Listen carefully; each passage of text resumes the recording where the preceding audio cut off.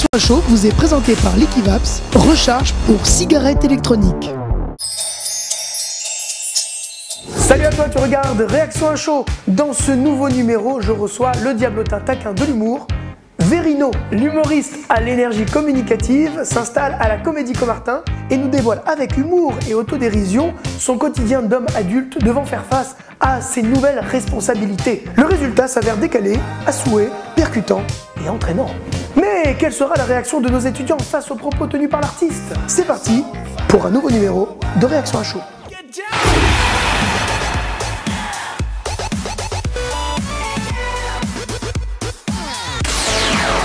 Je suis avec Verino. Comment ça va, Verino? Oui, déjà c'est vrai, la première info est vraie, et la deuxième je vais bien. Alors déjà, je voudrais savoir si c'est ton vrai prénom ou ton vrai nom. Évidemment, oui, mes parents m'ont appelé Verino, ils ont vu qu'il n'y avait aucun prénom qui ressemblait à ça, bah non, gros malin.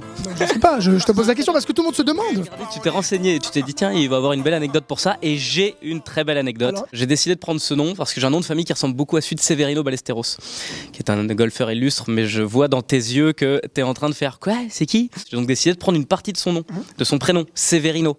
Et jusqu'au moment où je me suis aperçu il y a 2 ans quand il est mort qu'il s'appelait Severiano. Donc j'ai vraiment une anecdote de ouf sur mon nom qui n'est pas exactement celui que j'avais anticipé. Et on en est là pour aujourd'hui. Pas de l'anecdote ou pas? En tout cas, ça nous fait très plaisir de t'avoir avec nous. Mais moi aussi, d'autant que vous venez chez moi en fait, c'est vous. C'est toi qui nous invites. Mais ouais, je vous invite ici à Comartin avant une représentation, on va le dire aux gens en vrai, c'est qu'on joue dans, je sais pas, attends, je vais regarder dans quelques minutes, je sais que les gens arrivent à 19h15. Et oui, là, dans une petite demi-heure. Donc c'est le moment où ça a commencé à flipper là. Alors top des comptes, c'est parti. T'as voulu monter sur scène vers 6 ans, vers 6-7 ans, c'est ça? Oui, c'est ça. En fait, je me suis rendu compte que ce métier existait à 6-7 ans. J'ai découvert qu'il y avait des mecs qui faisaient des blagues sur scène, des gens qui rigolaient, et j'ai appris que ces types-là gagnaient leur vie avec ça. Donc à partir de ce moment où j'ai trouvé ça hyper scandaleux, je me suis dit, si c'est scandaleux, faut que ce soit mon job. C'est le point de départ de notre rubrique, c'est la rubrique Ma Life. Ta life de qui? Ta life à toi, à chaque fois. Eh oui, je suis toujours dans ma salle de bain. T'as voulu faire de la compète sportive? C'est pas tout à fait ça. Ouais, j'étais athlète. En fait, j'avais un très très bon niveau de son longueur chez les femmes. Et donc voilà, là j'ai. Tu commences à prendre des kilos aussi, il faut le dire. Pas tant que ça. Non, j'ai jamais pris de kilos. Tu trouves? Non, je sais pas, là t'as remis. Spécialement. En fait, moi je me vois mince, mais tout le monde me voit gros. Si, quand même. Ouais, quand même, attends. On sait que t'as perdu 10 kilos dernièrement pour la première aujourd'hui au Théâtre Comartin. C'est bien de toujours finir par pour le film. J'ai perdu 10 kilos pour le film. Personne ne sait de quel film il s'agit, tu sais. Mais ça fait un peu genre je fais du cinoche. C'est pas mal ça. Mais peut-être tu vas nous en parler, on sait pas. Bah oui, peut-être. On a peut-être des scoops. Peut-être. Alors, et ensuite t'es revenu dans la comédie. Fais-moi des scoops, bordel. Ensuite t'es revenu dans la comédie. Oui. Et alors là, attends, 2 secondes. T'as gagné des prix, assistante. T'as gagné des prix. Tu as gagné des prix. En 2005, le prix du jury, du public et du meilleur comédien. Explique-nous un petit peu ça. Bah c'était un concours qui était organisé, c'était ma toute première scène. Tout se passe super bien et au final je gagne. Et c'est le moment où tu sais, dans ta tête tu te dis waouh, mais en fait c'est super facile ce métier. C'est-à-dire il suffit de venir, j'ai joué au Palais des Glaces, tu parles 500 places, moi dans ma tête c'était normal. Et puis donc j'ai gagné tout ça, je suis rentré chez moi en faisant yeah, bah wouh. Et puis 3 semaines après je me suis retrouvé dans une salle de 20 places avec 4 personnes. Je fais bah non voilà, en fait c'est ça le, en fait c'est ça le vrai métier. Qui t'a donné la chance d'apparaître aussi dans Réaction à chaud, tu l'as dit. Voilà, c'est ça, c'était l'objectif. Donc là aujourd'hui ma carrière peut s'arrêter. Moi j'ai rempli mon contrat. C'était t'enchaînes les télés comme par exemple On ne demande qu'à en rire. C'est la principale, je crois que c'est par là que les gens me connaissent principalement. C'est la première émission qui permet à autant d'humoristes d'éclore. Le Vérinus est un mammifère proche de l'être humain, à ceci près qu'il est légèrement plus con. Tes plus belles rencontres dans le milieu? C'est vous tous, je voudrais vous dire merci et vous faire un gros câlin. Mais un gros câlin, carrément. Tiens, Jeanne, elle voulait un câlin. Bonjour, SOS câlin. Il y a eu Franck Dubosc, évidemment, et puis Stéphane Rousseau qui m'a invité à faire leur première partie dans des grosses salles. C'est la première fois que j'ai joué à l'Olympia et puis au Zénith grâce à eux. Puis il y a toutes les rencontres de l'ombre, des gens qu'on connaît pas, mais qui sont ici sur ce plateau. Coucou, mon attachée de presse, ma collaboratrice artistique.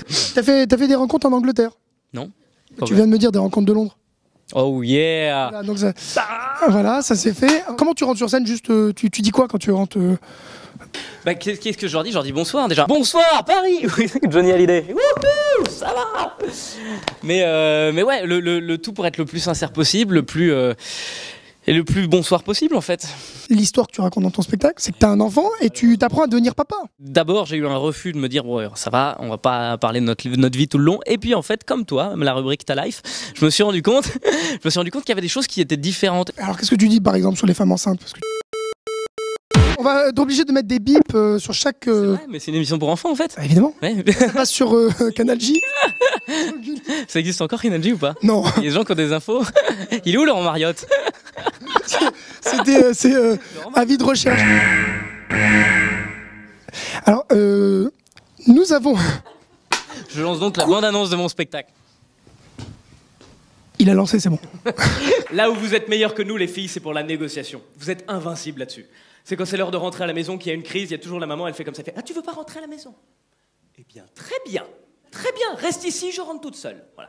Et ça marche, le gamin il suit, t'as déjà vu un papa faire ça ou pas? J'ai vu, moi, tellement drôle. Le gamin à côté, il a fait « Ah ouais, comment tu vas expliquer ça, maman ?» Donc là, on revient au plateau. Voilà. Oh la vache, vous êtes vraiment bon en effets spéciaux. Waouh, On t'appelle le diablotin taquin. Mais qui m'appelle? C'est toi qui as décidé de ça. Si. Diablotin, taquin, il y a un côté enfantin qui est réellement pas du tout ce qu'on défend. C'est très trentenaire comme. Mais ouais, c'est Diablotin, taquin version trentenaire. Ça donne quoi ça? Quelqu'un qui est un peu sadique, qui aime me faire mal. D'accord. Diablotin, taquin. Aïe. La scène, c'est ce qu'il y a de plus merveilleux. C'est ce qui me touche le plus, c'est ce qui me plaît le plus. C'est là-dessus que je m'éclate le plus et toutes les phrases en plus, tu vois. Si jamais t'as pas la sincérité du moment et la vérité de l'instant qu'il faut que tu trouves, et puis des bonnes vannes aussi, accessoirement, et ben le public rit pas, quoi. On a compris que tu voulais faire rimer vérité avec Verino. Ouais, mais ça rimera jamais. Alors nous allons passer à la deuxième partie de cette émission qui s'appelle les shows de réaction. Qu'est-ce que je leur dis aux étudiants? Eh ben c'est tout de suite, show de réaction. Toi t'as fait Florent. J'ai fait les cours Florent exactement pendant 6 mois. Hein. Je suis pas non plus un vrai Florent teint. Qu'est-ce que tu as fait, des études plutôt classiques ou pas? Je pense qu'il a fait du droit ou de la communication. J'ai eu un bac scientifique, et puis j'ai enchaîné sur une année de pharma. J'ai fait une année de pharma que j'ai brillamment foirée. Et j'ai ensuite fait une fac de sport pendant 2 ans. Et donc c'est à ce moment-là que j'ai décidé de vraiment tout chambouler, toute ma vie. De bifurquer. C'est exact, putain, c'est le mot quoi. Bifurquer. Tu veux pas rester là de temps en temps, je perds mes mots pendant le spectacle, il y a un mec derrière. C'est un souffleur. Bifurquer. En fait, c'est le seul mot qu'il connaît. À chaque fois qu'il a besoin de souffler un mot, c'est bifurquer. Et on va bifurquer vers la deuxième question. Alors, si tu n'avais pas été humoriste, t'aurais fait quoi? Quel cursus, par exemple? C'est une excellente question. Peut-être prof, mais peut-être pas prof de sport. Je crois que j'aurais été instit. Une classe, c'est un public. Complètement. Mais là, je vois ma femme qui est, elle, instit en CE2. En fait, c'est un public, mais pas vraiment. C'est pas tout à fait les gens qui sont là pour t'écouter.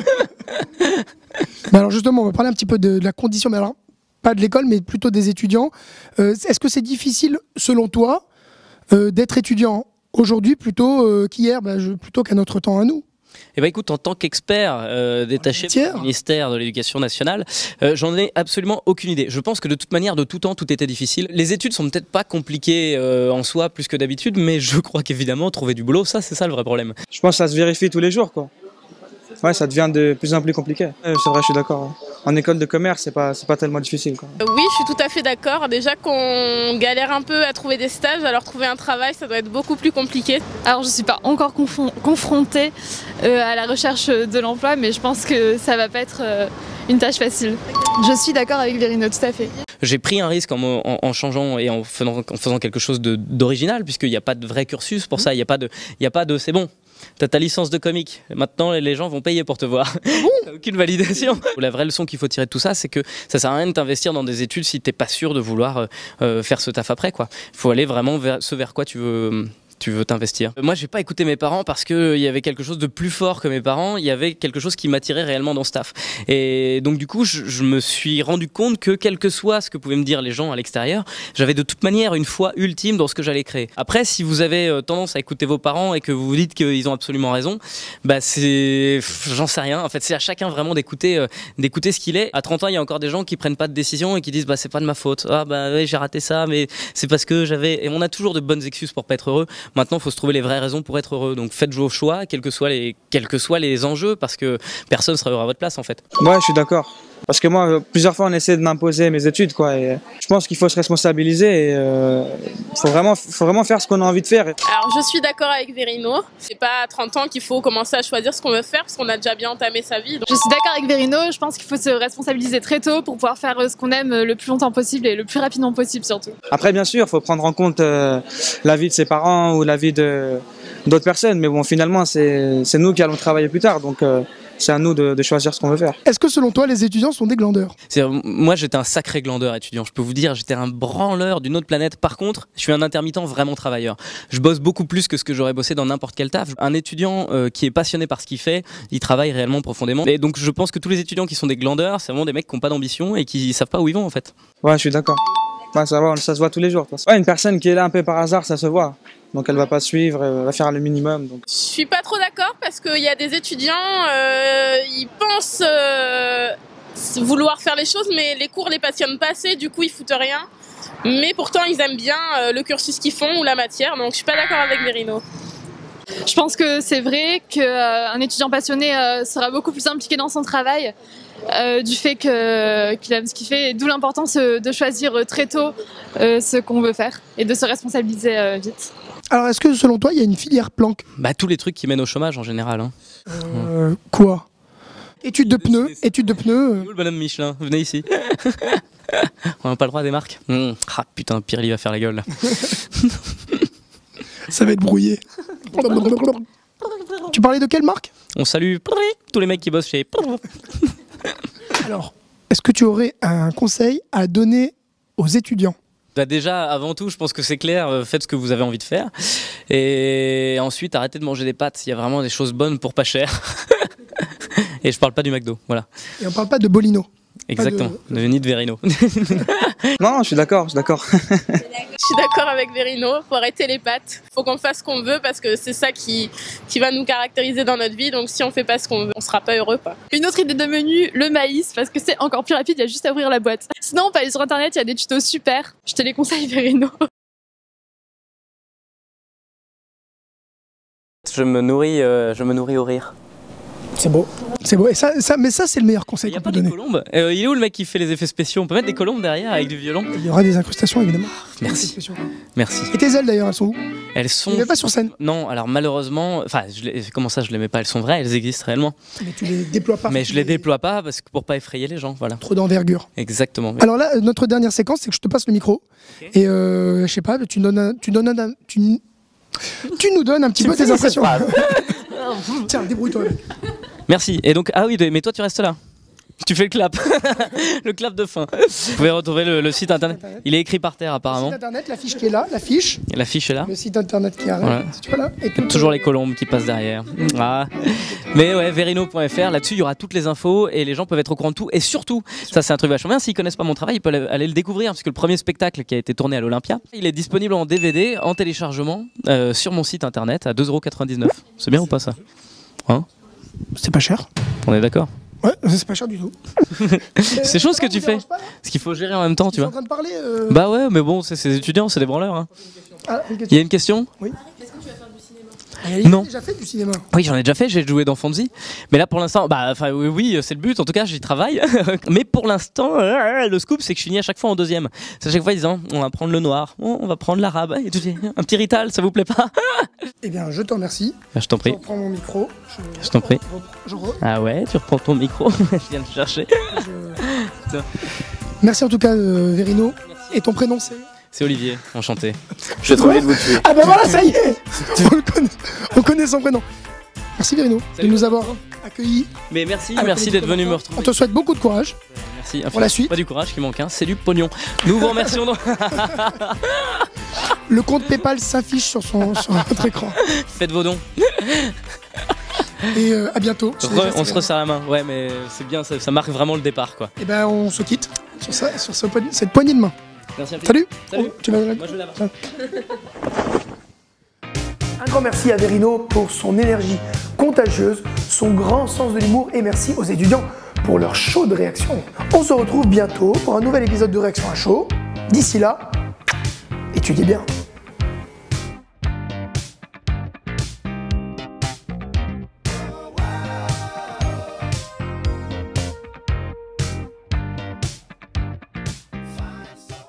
Réaction à chaud vous est présenté par l'Equivaps, recharge pour cigarettes électroniques.